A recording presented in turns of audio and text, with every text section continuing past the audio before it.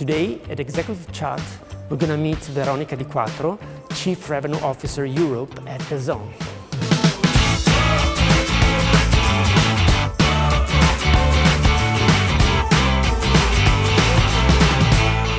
Veronica, thank you so much for visiting Bocconi University. Thank you for inviting me. It's a pleasure being here today. Thank you. So let me get started with a personal question. So your career is characterized by two fundamental choices. One thing is digital technology, and the other is firms relatively new. This is something that students today love, but you did it some years ago, so you were a pioneer in this field. How come it be that you decided to do so? Yeah, I have to say that when I graduated at the beginning, I didn't really know what would have been my career path, even though I was very much enjoying all the innovation courses that I had here in Bocconi University. The truth is that I'm very passionate about fulfilling user needs and understanding how you can drive changes that can bring improvements. And beyond that is usually innovation. And innovation can be considered both in terms of disruptive innovation, but also as incremental changes, so sort of evolution, not always revolution. And new technologies really are the drivers of these innovations. So for me, it was very natural to look for companies that had an ability to impact everyday life of people. So companies that touched emotions, passions, so in a way that was you were able to have a widespread impact.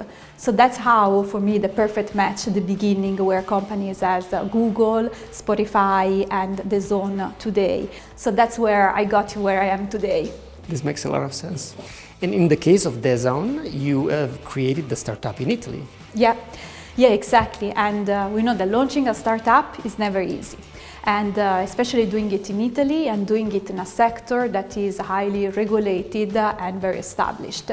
But obviously is such like a phenomenal experience to be able to lead and shape the growth of a service and a company from few employees back in 2018 to 300 that we have today, from being a new entrant to becoming a leading point of reference in the sports sector. And also being able to play an active role in digitalizing a content, the sports content, but also digitalizing a country, as what we did in Italy. Obviously, there are some specificities, right, in the market. Italy, as also the other countries, some cultural, economic, infrastructure specificity that we had to face. This required us to adapt our strategies, adapt also our product and our solutions to be sure that we were able to meet the demand of the market. So I have to say that overall, even having challenges and some specific characteristics of the market, this really pushed companies like us to try an even better creative and innovative solution to be successful. So this makes a lot of sense, and let me say, DAZN is a very unique business model. What's next for DAZN? So DAZN now is considered one of the point of reference, right, in the sports industry, and is also a forerunner in many markets. So definitely I would expect to establish even more our position in some of the European markets. But it's not only that. Our vision is to become really a sports destination platform, so to become an essential part of the everyday life of the sports fans, where viewing is just one of the experiences that you can actually perform on the platform, and the objective is adding much more, adding new services that would allow users to engage in a different way with content and with the other fans, really creating an immersive experience where the user is the protagonist. Veronica, let me ask you a final question on diversity. You are a reference point in that respect. What can we do in Italy, but I would say generally in continental Europe, to enhance these crucial elements in our society? Thank you for this question. I think it's a very important priority, not only for the public sector, but also for the ESG agendas of many companies.